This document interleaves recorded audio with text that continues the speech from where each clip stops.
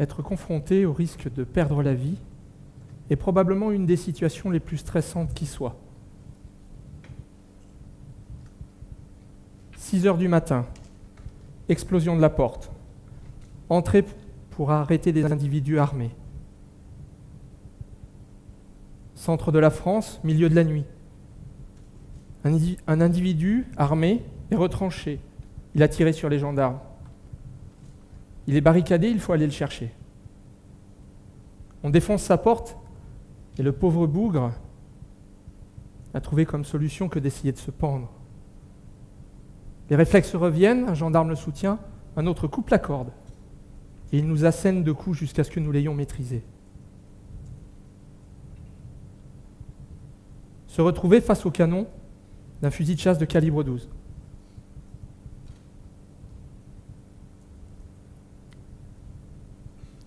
Aéroport de Marseille-Marignane, 26 décembre 1994, 17h30. La prise d'otage de l'Airbus A300 d'Air France est en train de se dérouler. 15 minutes d'échange de coups de feu nourris.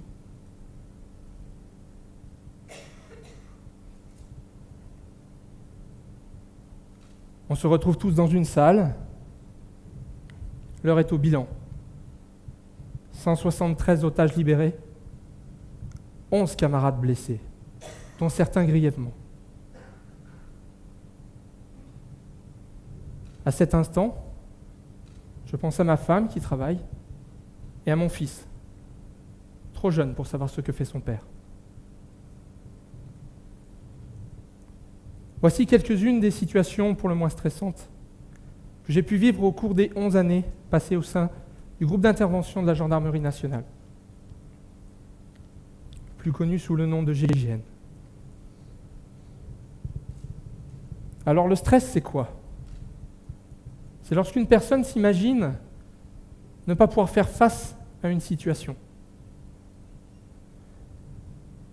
Il se met en place lorsque le psychisme perçoit une situation comme difficile, voire impossible à maîtriser, et qu'une forme de peur nous envahit.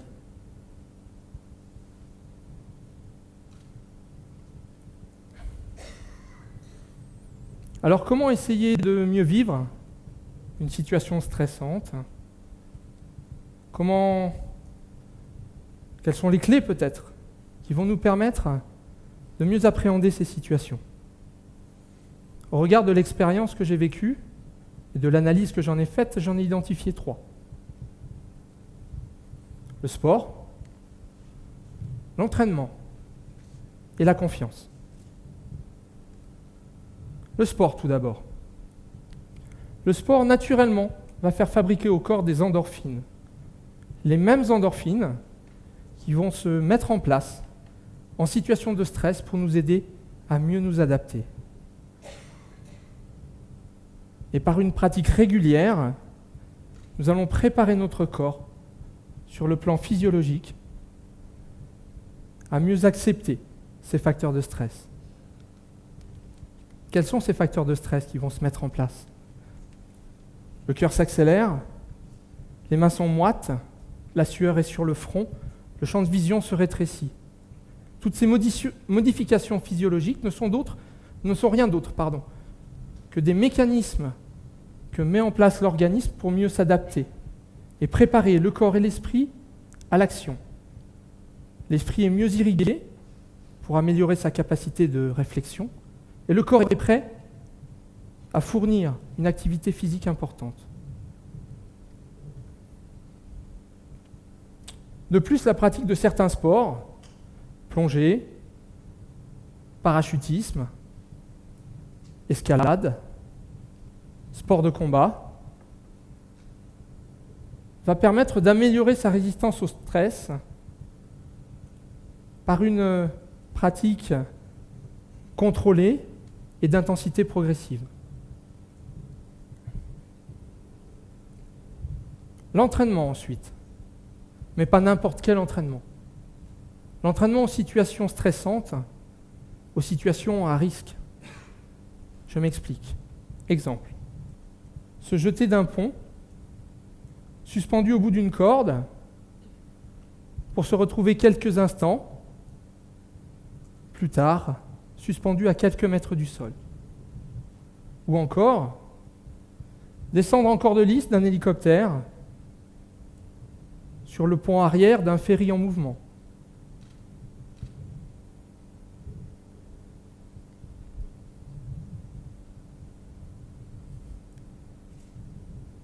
Se faire tirer dessus à balles réelles par un camarade, protégé par un simple gilet pare-balles.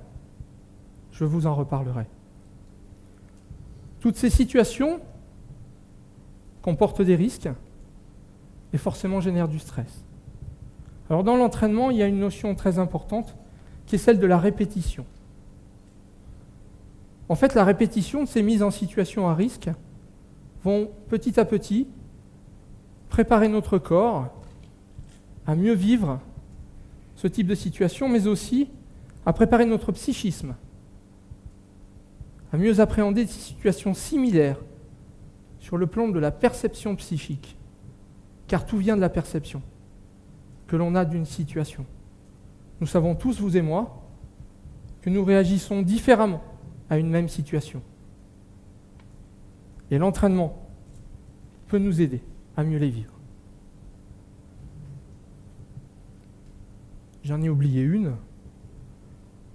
Se jeter d'un avion, avec une équipe de chuteurs opérationnels par une nuit de force 5, c'est la plus noire, avec un vent à la limite du raisonnable, est également un entraînement relativement profitable.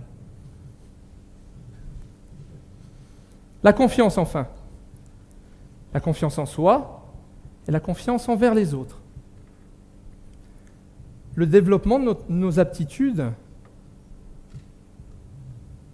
et l'entraînement qui nous permet d'arriver à la maîtrise favorise la confiance en soi. Prenons un exemple. Le tir et les armes. Au GIGN, la pratique du tir est quotidienne. Nous portons et manipulons des armes tous les jours. Nous en sommes devenus quelque part des experts. La maîtrise des armes que nous avons nous permet d'en reculer l'usage jusqu'à la dernière limite. Et régulièrement, d'arrêter des individus armés, à main nue et sans ouvrir le feu.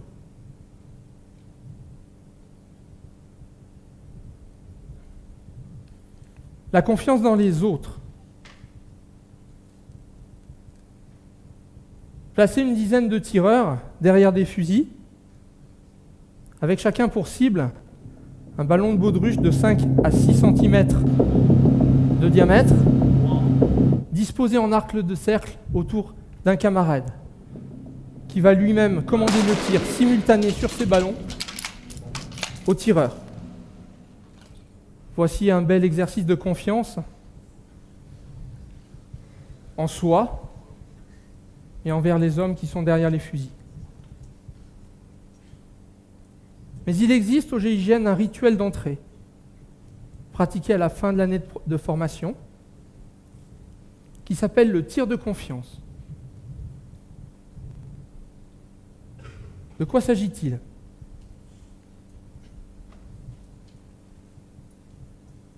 On place un plateau d'argile, identique à ceux qui sont utilisés en balle-trappe. On le pose sur la poitrine, sur un gilet pare-balles que l'on porte. Un camarade à 15 mètres lève son arme et vous tire dessus pour le faire exploser.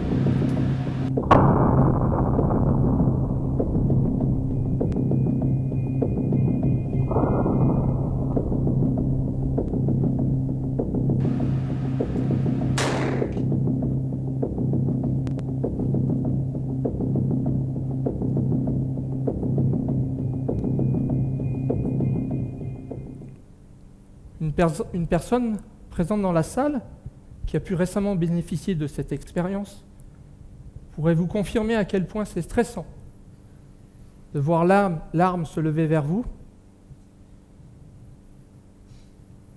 et vous faire tirer dessus. Si cet exercice constitue la première fois un moment très stressant, tant pour le tireur que pour celui qui porte le gilet et le plateau, il constitue, à force de répétition, car cet exercice est répété régulièrement lors de différentes présentations à des autorités, constitue pour les gens qui la pratiquent une simple démonstration des capacités de l'unité et de la confiance qui existe entre les membres de l'unité. Cette confiance et cette cohésion, très largement développée au sein du GIGN, permet, lors des interventions pour les groupes, qui sont tous constitués de personnes très différentes et parfois au caractère bien trempé, de former une osmose totale au service d'un seul et même objectif: sauver des vies. Alors si l'on a l'occasion de partager son stress à plusieurs, et notamment avec des personnes de confiance, cela permet de diluer le stress et de diminuer sa dose de stress individuelle.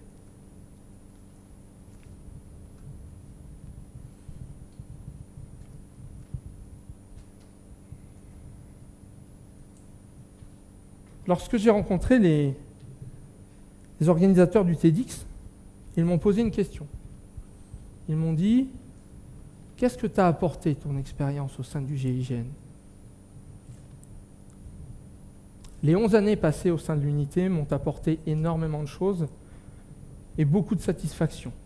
Elles resteront les 11 plus belles années de ma vie, quoi qu'il arrive.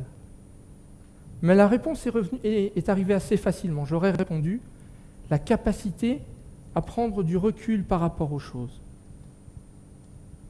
et à relativiser certaines notions comme l'urgence et l'importance. Exemple, je suis ce matin à l'aéroport de Toulouse.